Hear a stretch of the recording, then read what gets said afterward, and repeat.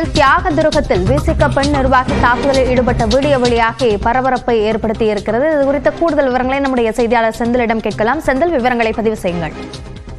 கள்ளக்குறிச்சி மாவட்டம் தியாக துருகத்தில் வசித்து வரும் வேல் பழனியம்மாள் என்பவர் விசிக மாவட்ட கள்ளக்குறிச்சி மாவட்ட வடக்கு மாவட்ட செயலாளராக உள்ளார். இந்நிலையில் அவரது வீட்டின் அருகே உள்ள 10 சென்ட் காலி இடத்தில் அவர் மரக்கன்றுகளை பல வகையான பழக்கன்றுகள் மற்றும் மரக்கன்றுகளை நட்டு வளர்த்து வந்ததாக கூறப்படுகிறது.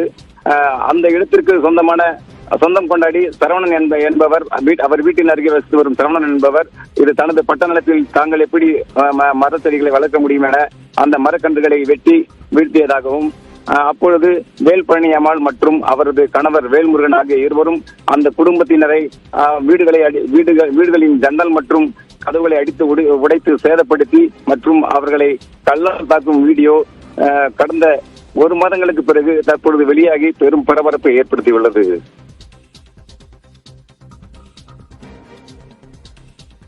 விரிவான விவரங்களுக்கு நன்றி செந்தில்.